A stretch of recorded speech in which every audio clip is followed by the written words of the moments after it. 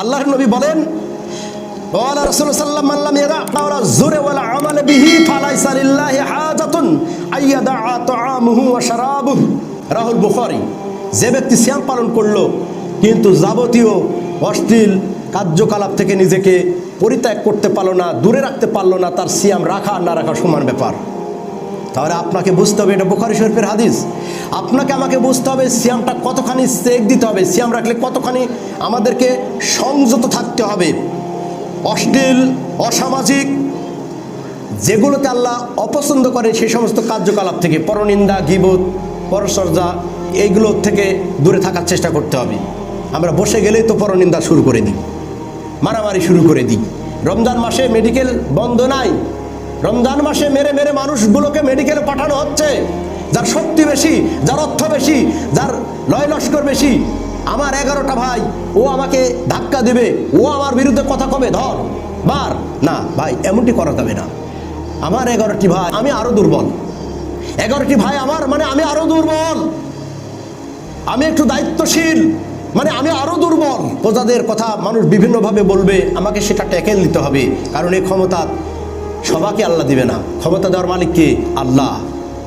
এই ক্ষমতা আল্লাহ দিবেন, আল্লাহ নির্বাচিত করে আপনাকে ক্ষমতার আসনে বসাবেন, সমাজের প্রধান করবেন, মসজিদের ইমাম বানাবেন, রাষ্ট্রের প্রধান বানাবেন, এমপি মন্ত্রী বানাবেন, সমাজের একজন কর্তা বানাবেন, পুলিশের এসপি বানাবেন, ওসি বানাবেন।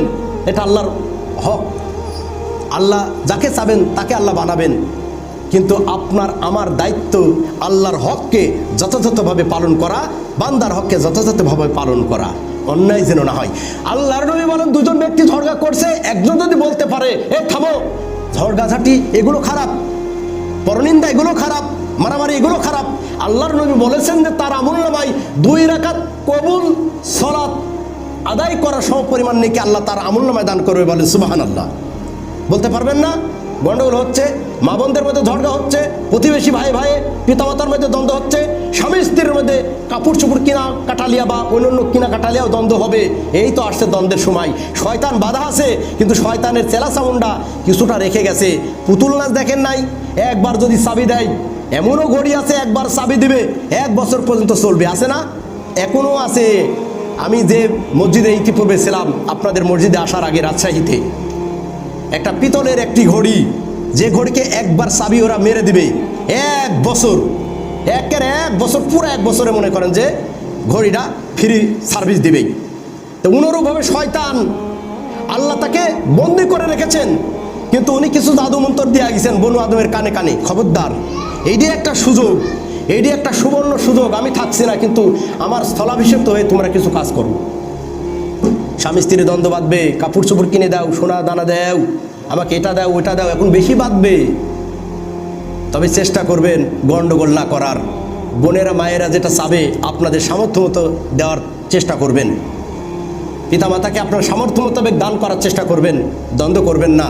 আপনি যদি আপনার স্ত্রীকে যদি কন্ট্রোল করতে পারেন, আপনি যদি আপনার পরিবারকে কন্ট্রোল করতে পারেন, ইমামুল আদেল ইউজিল্লুহুমুল্লাহু ফি জিল্লিহি আমালা জিল্লা ইল্লা জিল্লু।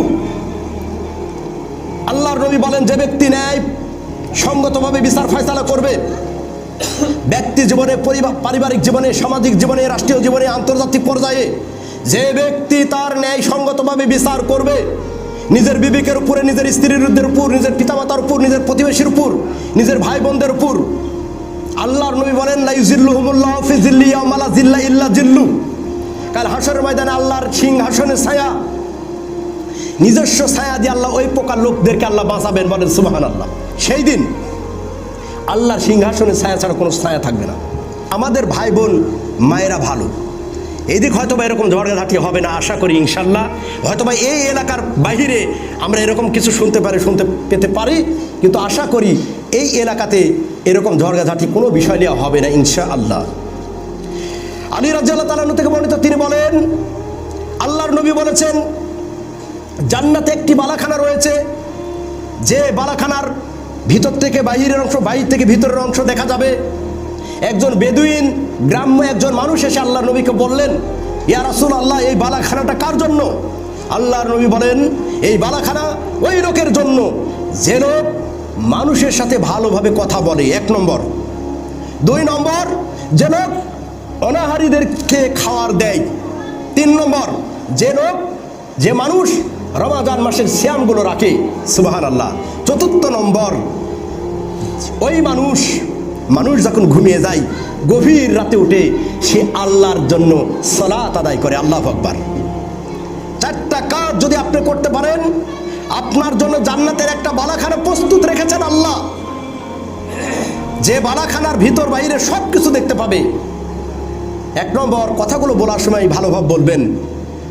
ছেলে মেয়ে, আত্মীয় স্বজন, প্রতিবেশী, বন্ধু বান্ধব, বিরোধী দল, স্বতন্ত্র দল, যেই হোক, কথাগুলো ভালো করে বলার চেষ্টা করবেন।